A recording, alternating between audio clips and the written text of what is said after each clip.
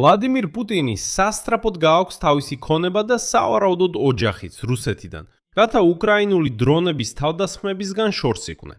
რუსეთი კიდევ ერთმა იახტან დატოვა, რომელსაც ვლადიმირ პუტინი და მისი საყვარელი ალინა კაბაევა იყენებენ. 26 ივნისს იახტა კრასნოდარის მხარიდან გავიდა და ბოსფორის გავლით თურქეთისკენ გაემართა. ხოლო ერთი დღით ადრე ვლადიმირ პუტინის კიდევ ერთი იახტა სამხედრო გემების თანხლებით დანიის სანაპიროებთან შენიშნეს და ისიც რუსეთისგან მოშორებით მიემართებოდა. ამავდროულად ვლადიმირ პუტინმა ალექსანდრ ლუკაშენკო პეკინში გაგზავნა მხარდაჭერის მოსაპოვებლად, რადგან რუსეთში საწვავის მდგომარეობა სულ უფრო და უფრო მძიმდება. ანექსირებულ ყირიმში კი განაცხადეს, რომ მოსახლეობამ უნდა ისწავლოს ცხოვრება ბენზინის გარეშე, რადგან უკვე ოფიციალური მონაცემებითაც კი ოკუპაციური ხელისუფლების შეფასებით, ჩვეულებრივი ყირიმელებისთვის ბენზინი არ იქნება. მინიმუმ 1 თვის განმავლობაში. ამ მდგომარეობა ცხადია არ გაუმჯობესდება. ამ ფონზე The Independent-ის ანალიტიკოსებმა ყურადღება გაამახვილეს იმაზე, რომ რუსმა დიქტატორმა ადრე ფაქტობრივად აღიარა, რომ ყველაფერი გეგმის მიხედვით არ მიდის და მოუწოდა მშვიდობის მოლაპარაკებებზე დაბრუნებას. სწორედ მაშინ, როდესაც უკრაინული რაკეტები რუსეთის ნავთობგადამამუშავებელ ქარხნებს ურტყამენ, ხოლო ხიდები, რომლებიც რუსეთს აერთებენ, დაბომბვის ქვეშ არიან. გარდა ფედერაციისა, ოკუპირებულ უკრაინულ ტერიტორიებთან. ოფიციალურად რუსეთში ბენზინის 1 ლიტრის ღირებულებამ ისტორიაში პირველად 100 რუბლს გადააჭარბა. ამასობაში უკრაინამ წარადგინა ახალი დრონ-გადამჭერი, რომელსაც შეუძლია თამაშის წესები რადიკალურად შეცვალოს. რადგან ერთდროულად მას შეუძლია როგორც რუსული დრონების გადაჭერა საჰაერო თავდაცვის მიზნით, ასევე შეტევა ბარაჟირებადი საბრძოლო მასალის სახით. ხოლო ახლო აღმოსავლეთში მიმდინარე სხვა ომში მორიგი ჩიხია და შეიძლება ითქვას დამცირება. წინა დღეს დონალდ ტრამპმა დოჰაში ირანთან გადაუდებელი მოლაპარაკებები დაანონსა. დღეს კატარში ჩავიდნენ მისი წარმომადგენლები სტივენ ვიტკოვი და ჯარედ კუშნერი, მაგრამ მოლაპარაკებები გააუქმეს. თუმცა ახლა ირანელები ამტკიცებენ, რომ მათ თითქოს არც კი შეატყობინეს, რომ ამერიკელები შეხვედრას აპირებდნენ. ამ დროს კი კიევში დააკავეს თავდაჯერებული კოლაბორაციონისტი, რომელიც 2014 წლიდან ოკუპირებულ ყირიმში რუსებისთვის მუშაობდა. ხოლო ახლა კიევში ჩამოვიდა პირადი საქმეების მოსაგვარებლად. და ის ბუს თანამშრომლებმა ის დააკავეს და წაიყვანეს. მე მქვია ალექსეი პეჩი, დღეს 30 ივნისი. მოდით ერთად შევაჯამოთ. განვიხილოთ ყველა ეს თემა სწორედ ამ გამოშვებაში და ყველაფერს თავის ადგილი მივუჩინოთ. სანამ დავიწყებთ, გთხოვთ გამოიწერეთ არხი, მოიწონეთ ეს გამოშვება და დაწერეთ ნებისმიერი კომენტარი ამ ვიდეოს ქვეშ. შეიძლება არა ახლა, არამედ სადღაც შუაში, ან მაშინ როცა ამ გამოშვებას ბოლომდე უყურებთ. შეგახსენებთ, კომენტარები ძალიან ეხმარება ასეთ გამოშვებებს YouTube-ზე გავრცელებაში. ასე რომ, სულ უფრო მეტი ნიშანია იმისა, რომ ვლადიმირ პუტინის ომი აშკარად არ მიდის გეგმის მიხედვით და განსხვავებით ჩვეულებრივი უბრალო რუსებისგან, რომლებიც პოლიტიკით არ ინტერესდებიან, ვლადიმირ პუტინმა მაინც გადაწყვიტა თავისი ოჯახის დაცვა უკრაინული დრონების დარტყმებისგან. დღეს რუსეთის საიდუმლო დატოვა კიდევ ერთმა იახტამ, რომელსაც რუსეთის პრეზიდენტი ვლადიმირ პუტინი და მისი საყვარელი ალინა კაბაევა იყენებენ. საუბარია 70 მეტრიან გემზე ვიქტორია. და ის სერვისმა Marine Traffic-მა დააფიქსირა, რომ 26 ივნისს პუტინის იახტა კრასნოდარის მხარიდან გავიდა და ბოსფორის გავლით თურქეთისკენ გაემართა. 28-29 ივნისი გემი სტამბოლში, პენდიკის რაიონში ღუზაზე იდგა. შემდეგ კი კურორტულ ქალაქ ბოდრუმისკენ აიღო გეზი. აქაც შეიძლება გვეგონა და გვეფიქრა, რომ ვლადიმირ პუტინმა უბრალოდ შესაძლოა თავისი საყვარელი თურქეთში დასასვენებლად გაგზავნა, რადგან კაბაევა მანამდეც ხშირად იყენებდა ამხენებდა ამ იახტას. მაგრამ ვლადიმირ პუტინის იახტებთან ბოლო დღეებში ძალიან საინტერესო ამბები ხდება. რადგან ამ იახტასთან ერთად გუშინ გახდა ცნობილი, რომ თურქეთში გაემართა კიდევ ერთი 82 მეტრიანი იახტა. ეს არის Graceful, რომელიც ასევე ვლადიმირ პუტინთან არის დაკავშირებული. მასთან ახლავს რუსული ესმინეცი და ავარიულ სამაშველო გემი Voevoda. იახტამ ტრანსპონდერი პირველად 2022 წლის შემდეგ ჩართო, როცა ბალტიის ზღვაში გერმანიისა და დანიის სანაპიროებს შორის იმყოფებოდა. თუმცა მან ადგილმდებარეობის მონაცემების გადაცემა მაშინვე შეწყვიტა, როგორც კი მედიაში მისი გადაადგილების შესახებ ინფორმაცია გავრცელდა. სერვის Marine Traffic-ის მიხედვით, Graceful-ი სტამბოლისკენ მიემართება და თურქეთში მისასვლელად მას მთელი ევროპის შემოლა მოუწევს. ანუ, როგორც კი მედიამ ვლადიმირ პუტინის იახტის გადაადგილება შენიშნა, რუსებმა კვლავ გამორთეს ტრანსპონდერები, რათა მისი ადგილმდებარეობა დაემალათ.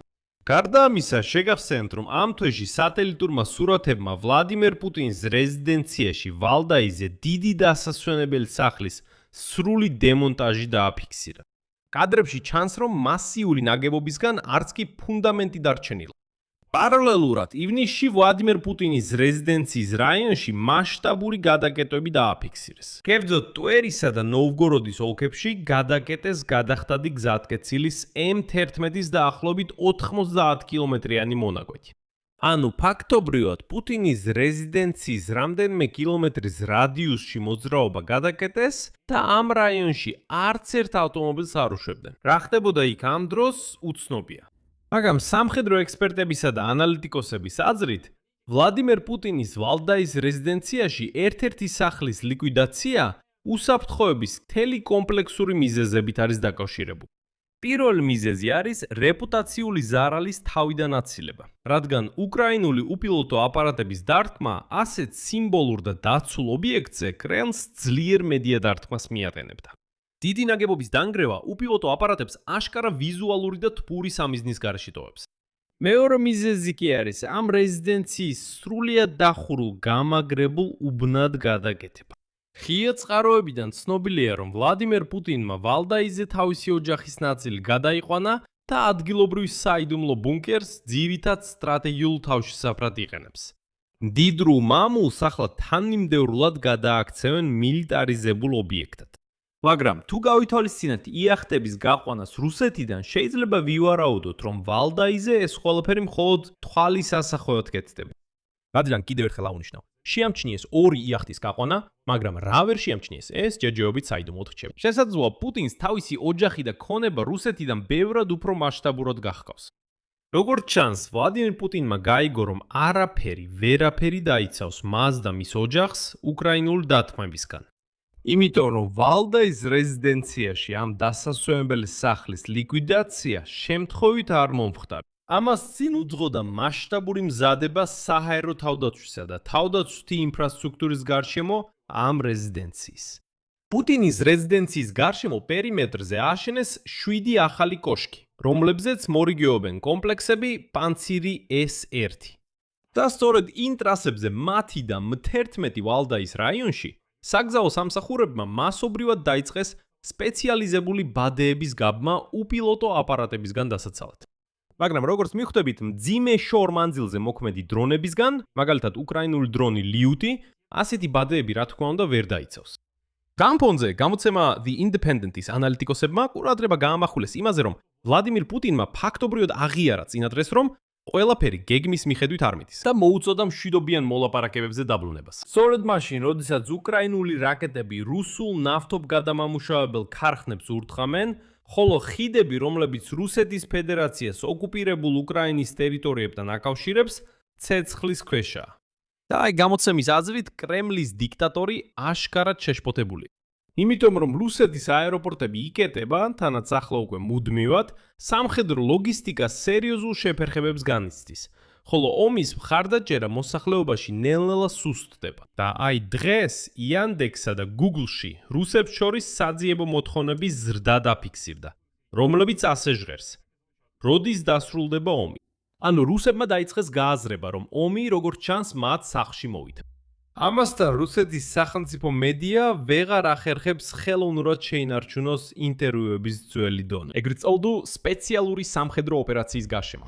გახსენებთ, მაშინაც კი როცა ივნისის შუაში მოსკოვს ბომბავდნენ, სოლოვიოვის სტუდიაში იჯდა მაქსიმალურად დაბნეული და საერთოდ არ იცოდა რა ეთქვა. იმიტომ რომ შეიძლება ამბობდე თითქოს ყველაფერი გეგმის მიხედვით მიდის, როცა უპილოტოები და რაკეტები უკრაინის ტერიტორიას ესხმიან თავს. და როცა ეს უპილოტოები და რაკეტები მოსკოვისკენ მიფრინავენ, თანაც მოსკოველები ხედავენ ამ ელვარებებს, აფეთქებებს და იმას, როგორ აფრინდება უზარმაზარი ნავთობის რეზერვუარის სახურავი ჰაერში. აქ უკვე რთულია იჯდე და ამბობდე, რომ ყველაფერი გეგმის მიხედვით მიდის და სოლოვიოვი მართლა დაიბნა მაშინ.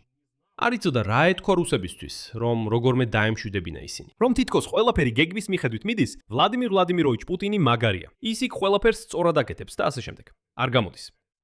და აი ინტერვიუში, რომელიც ვლადიმირ პუტინმა ამ სკანდალის შემდეგ მისცა, ის პირდაპირ ამბობს, რომ კი რუსეთის საწოვის დეფიციტს აწყდება უკრაინული დრონების დარტყმების გამო.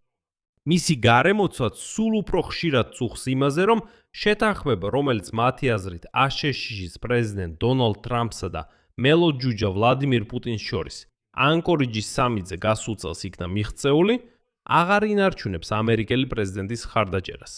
მაშინ რუსების აზრით საუბარი იყო მოსკოვისთვის უკრაინის ტერიტორიის 20%-ზე კოლონიური კონტროლის გადაცემაზე. თუმცა მოგვიანებით იმავე დღეს თავად ვლადიმირ პუტინმა აღიარა, რომ ანკორიჯში არანაირი შეთანხმება არ ყოფილა. დაიწყო მასშტაბური შეჭრა დემოკრატიულ ევროპულ სახელმწიფოში.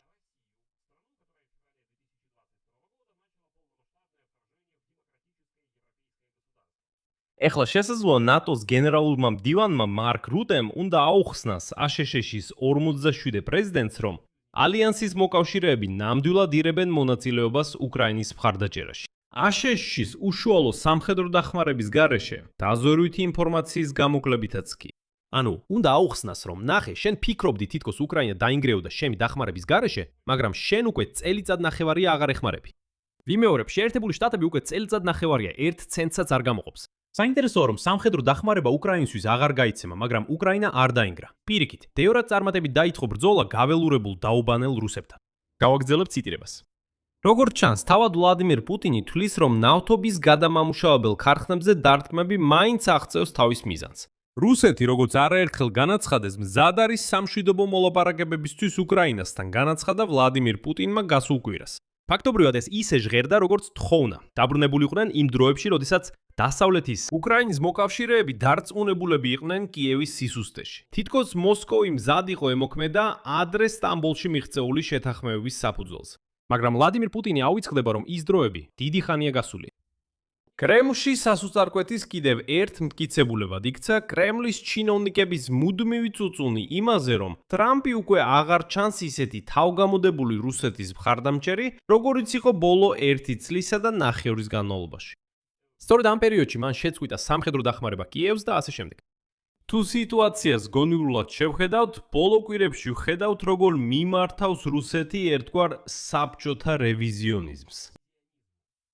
ანალიზისას ანკორიჯის სამიტის შედეგებს, რომელსაც ადრე აშშ-ის მოკავშირეები ფაქტობრივად მოსკოვისთვის დათმობა დავიქოდნენ, თუმცა ეხლა, როდესაც უკრაინამ და ეს უნდა ვაღიაროთ, ომში ინიციატივა გადაიბარა, ფაქტობრივად დომინირებს შავ ზღვაში და კრემლს აიძულა დაფიქრებულიყო დიზელის საწოვის ექსპორტის აკრძალვაზე. კრემლის წარმომადგენლების რიტორიკა შეიცვალა. მათ განცხადებებში სულ უფრო ხშირად ისმის წყენა და აღშფოთება. ისინი ვერ ხვდებიან, როგორ მოხდა, რომ რუსეთი ამ ომში წაგებას იწყებს. სხვათა შორის, ინიციატივასთან დაკავშირებით ცოტა მოგვიანებით ავხსნი, რადგან დარწმუნებული ვარ, ამ მომენტში ის რუსები, რომლებიც მაინც განაგრძობენ ჩემი გამოშვების ყურებას, იტყვიან, პეჩი, მაგრამ ფრონტზე ხო? არის რაღაცა წინსვლები რუსეთის ფედერაციის შეიარაღებული ძალების მხრიდან. შენ საერთოდ რაზე ლაპარაკობ? აქ ცოტა უფრო რთულად უნდა იფიქრო, ცოტა ნაკლებად პრიმიტიულად. და ცოტა მოგვიანებით აგიხსნი, რას გულისხმობ. ეხლა დონალდ ტრამპის ყურადღება მიპყრობილია ირანთან ომზე და იმ წარუმატებელ გარიგებაზე, რომელსაც ისინი ცდილობენ დადონ. ამავდროულად ამ კონფლიქტმა მხოლოდ გააძლიერა უკრაინის რეპუტაცია მას შემდეგ, რაც კიევმა ამერიკელ მოკავშირეებს სპარსეთის ყურის ქვეყნებში შესთავაზა ირანული უპილოტოებისგან დაცვის სისტემები. და როგორც წევს, ინდეპენდენტი ჯერჯერობით ტრამპს წარმატება არ მიუღწევია თავის ახლო აღმოსავლეთის კამპანიაში. ამიტომ, რადგან მას წინ აქვს კონგრესის არჩევნები, ეხლა ტრამპი უფრო მარტივ პოლიტიკურ გამარჯვებას ეძებს. და კრემლში მშვენივრად ესმით, რომ ეს ზელენსკისთვის ახალ შესაძლებლობებს ხსნის. ეხლა ნაცკენმა რუსეთის ფედერაციის საგარეო საქმეთა მინისტრმა სერგეი ლავროვმა ივარაუდა, რომ სამიტი თავად ანკორიჯის სამიტი შესაძლოა ამერიკული ხრიკი ყოფილიყო, რათა კიევის რეჟიმისთვის დრო მოეგოთ გადაიარაღებისთვის. მისმა მოადგილემ სერგეი რიაბკოვმაც ნაცკენად დაადანაშაულა აშშ ფუნდამენტური შეთანხმებებიდან უგანდახევაში, რომლებიც ალასკაზე შეხვედრისას იქნა მიღწეული. ეხლა კი სულად მოვიყვან რიაბკოვის ციტატას. ჩვენ ასევე ხედავთ, რომ ვაშინგტონის კურსი სულ უფრო უახლოვდება ყველაზე აგრესიულ ანტირუსულ პოლიტიკას. იმ ანტირუსულ პოლიტიკას, რომელსაც ატარებენ აშშ-ის უახლოესი ევროპელი მოკავშირეები, დიდი ბრიტანეთი და საფრანგეთი. ანუ რეალურად რუსი ჩინოვნიკები, ეხლა გამოხატავენ თავიანთ წყენას. მაგრამ განსაკუთრებით რთულად აქვთ საქმე რუსებს ახლა კირიმში. ხოლო ვლადიმირ პუტინი ვერაფრით ამართლებს თავის უძლურებას კირიმთან დაკავშირებით.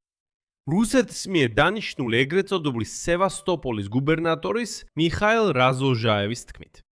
ხელისუფლებას იძულებული გახდა შემოეღო რიგი საგანგებო ზომები.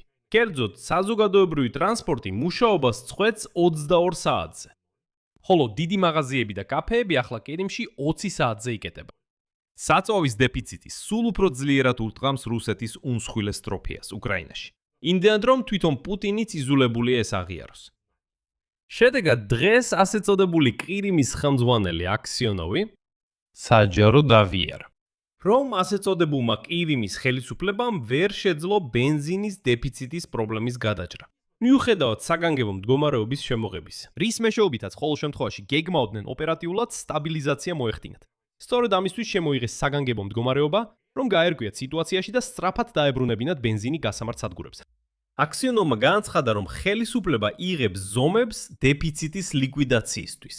თუმცა საწვავით მომარაგების სრულად აღდგენის წინაპირობები არ არსებობს. და შემდეგ აქსიონოვის ციტატა.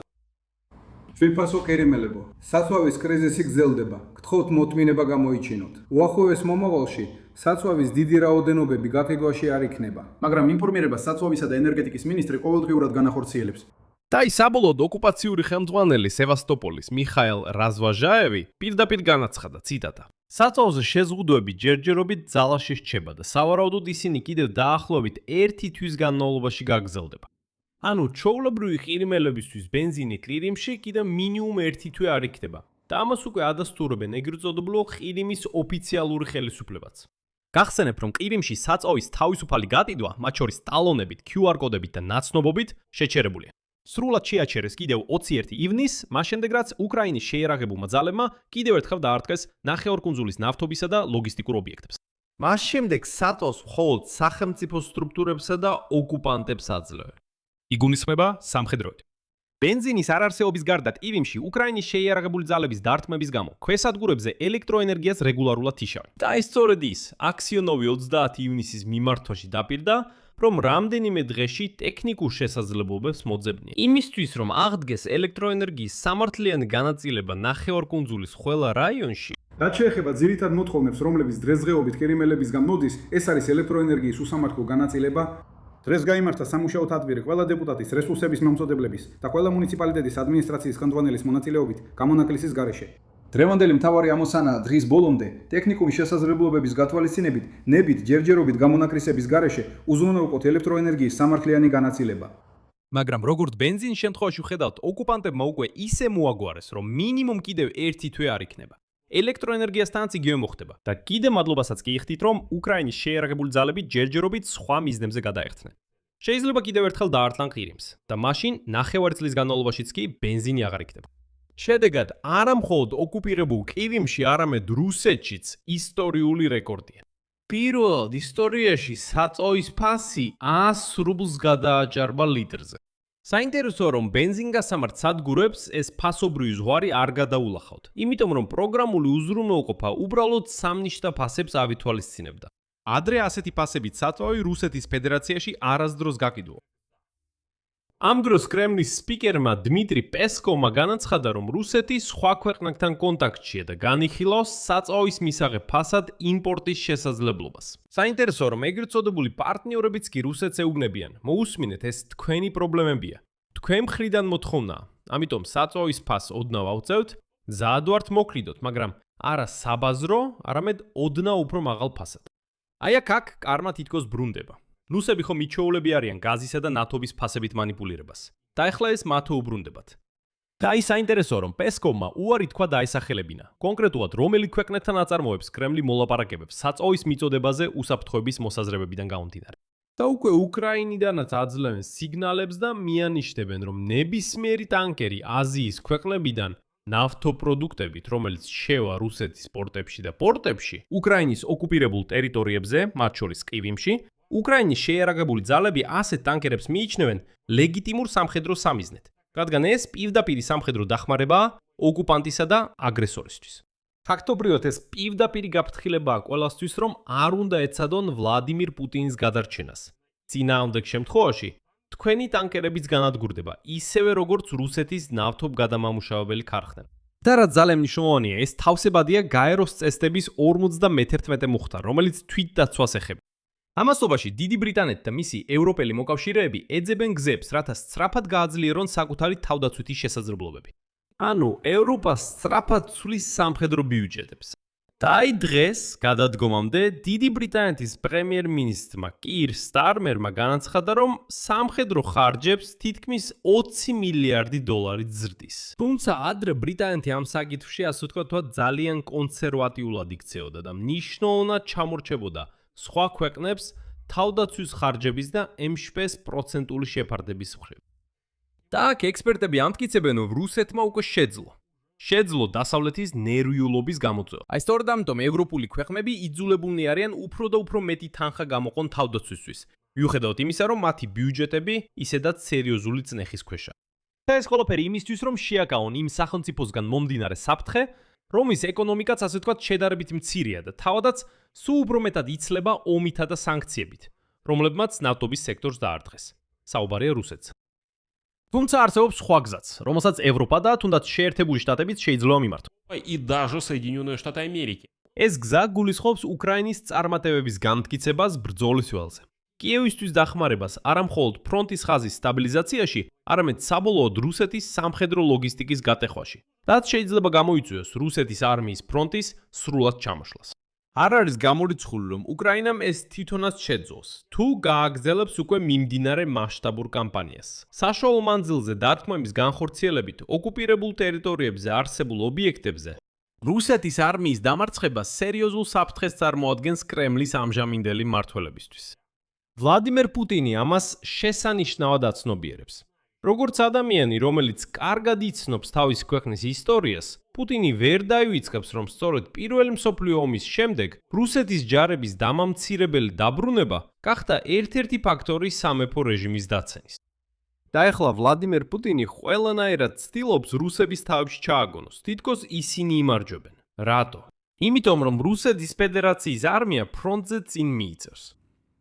თუ ყურადღებას მიაქცევთ, ბოლო 2 კვირა ის მუდმივად ამბობს: ნახეთ, ჩვენ ვიწევთ წინ, ჩვენ წინ მივდივართ. ჩვენი ჯარები, როგორც მან თქვა, ყოველდღე უთხრამენ და ფრონტის ხაზს არღვევენ, წინ მიიწევენ და ასე შემდეგ. მაგრამ ვლადიმერ პუტინი ამავე რუსებს არ ეუბნება, რომ უკრაინამ უბრალოდ სხვა სტრატეგია ესჩია. არ შეეჯახოს პირდაპირ ფრონტის ხაზზე, სამწუხაროდ ჯარისკაცების დაკარგვის ფასად. არა. არამედ მიიყვანოს სიტუაცია იქამდე, რომ რუსეთის არმია თავად იძულებული გახდეს გაიქცეს ფრონტის ხაზიდან, რადგან ლოგისტიკა და მომარაგება განადგურებული იქნება.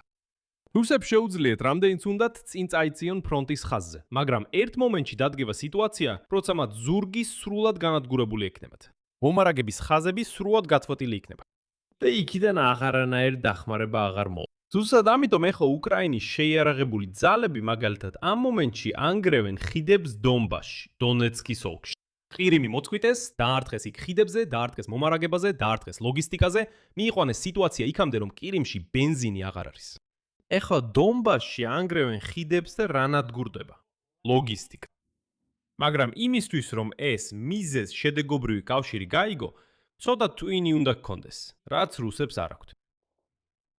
სხვათა შორის დღეს უკრაინის თავდაცვის სამინისტრომ დააკოდიფიცირა და ექსპლუატაცია დაუშვა თავდაცვის ძალების დანაყოფებში ადგილობრივი წარმოების უპილოტო ავიაკომპლექსი ტოლეონი, რომელიც შეიძლება გამოიყენონ როგორც ჩამჭრელი, ასევე დარტყმითი დრონის როლში.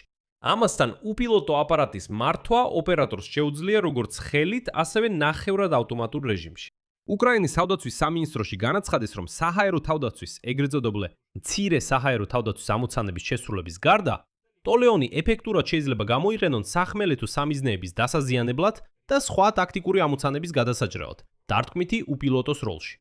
ეს არის მინიშნება ლოგისტიკის განადგურებაზე. ეხლა გადავიდეთ სხვა თემაზე. ეს არის აშშ-სა და ირანს შორის მოლაპარაკებები, რომლებიც დღეს უნდა გამართულიყო, მაგრამ დღეს კატარში არ გაიმართა.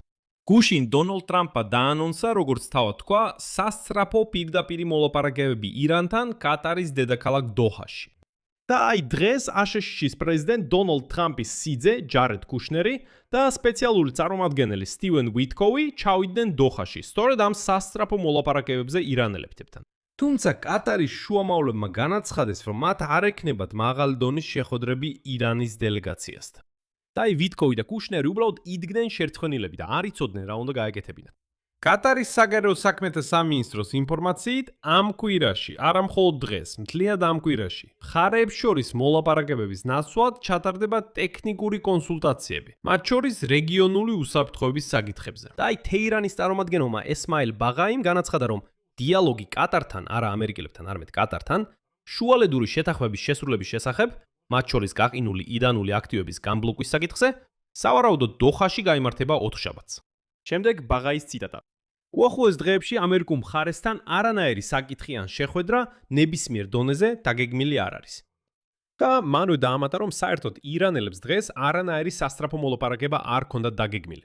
ასე რომ თითქოს არც არაფერი იყო გასაუქმებელი. მიუხედავად ამისა, შეგახსენებთ, გუშინ დონალდ ტრამპმა განაცხადა, რომ სწორედ ირანელებმა მოითხოვეს სასწრაფო მოლაპარაკებები. ამიტომაც მან თავისი წარმომადგენლები გაგზავნა კატარში ამ სასწრაფო მოლაპარაკებებზე, რომლებიც როგორც ხედავთ არ შედგა, რადგან ირანელები უბრალოდ არ გამოცხადდნენ. მაგრამ ამაზე უფრო დეტალურად. ყველაფერზე უფრო დეტალურად შემდეგ გამოშვებაში ვისაუბრებთ, აქ აღარ შევჩერდები, უბრალოდ მოკლედ აღნიშნავ და ამ დღის ბოლოს ამ ამბავს დავაფიქსირებთ. და გამოშვების ბოლოს ტრადიციულად მოგიყვებით ამბავს, რომელიც დარწმუნებული ვარ ღიმილს მოგგვირთ.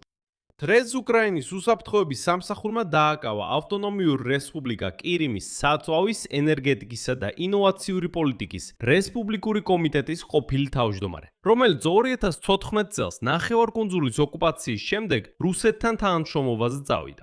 და აი დღეს ბუმ ის დააკავა, ვინ იფიქრებდა სად? კიევში, სადაც ის თრით დაჯერებულად ჩავიდა. როგორც თავად თქვა, პირადი საქმეების მოსაგვარებლად. უბრალოდ დაფიქრდით. 12 წელი კოლაბორაციონისტი. რუსებთან მუშაობდა, ეხმარებოდა მათ. ის ცნობილია, რადგან პოლიტიკოსია. ანუ, როგორც ჩანს, ყველასთვის ცნობილი იყო. მაინც ჩამოვიდა კიევში პირადი საქმეების მოსაგვარებლად. საუბარია კოლაბორაციონისტზე, სერგეი ბოუეზე. როგორც ბუში თქვეს, ამ პირმა ფაქტობრივად ნახევარკუნძულის რუსეთის მიერ ანექსიის შემდეგ მაშინვე მიიღო რუსეთის მოქალაქეობა და რუს ოკუპანტებს თავისი დახმარება შესთავაზა. შემდეგ ადგილობრივმა გაულიაიტერმა, აქსიონოვმა, იგი დანიშნა, ასე ვთქვათ, ხურადღება მიაქციეთ, ყირიმის რესპუბლიკის საწვავისა და ენერგეტიკის მინისტრად. ამ თანამდებობაზე ყოფნისას ფიგურანტი ეხმარებოდა რუსეთის ოკუპაციურ ადმინისტრაციას ნახევარკუნძულის სტრატეგიულად მნიშვნელოვან ენერგეტიკულ ინფრასტრუქტურაზე კონტროლის დამყარებაში. საინტერესოა, რომ ეს საწვავის მინისტრი სწორედ მაშინ გაიქცა კირიმიდან, როცა იქ საწვავის უზარმაზარი პრობლემები იყო.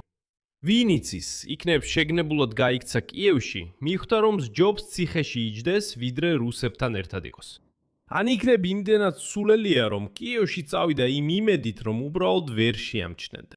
აქ წერტილებს დავსვამ. თქვენი აზრი და დასკვნები კომენტარებში დაწევეთ ამ გამოშვების ქვეშ. გამოიწერეთ არხი, დააწექით ზარს და არ დაგავიწყდეთ ლაიქის დაჭერა. თუ გსურთ ამ YouTube არხის მხარდაჭერა, შეგიძლიათ ნებისმიერი დონატით დაეხმაროთ ვიდეოს აღწერაში მოცემული ბულებითა და რეკვიზიტებით. ამით დავამთავრებ. იზრუნეთ საკუთარ თავზე. ყველას მშვიდობა.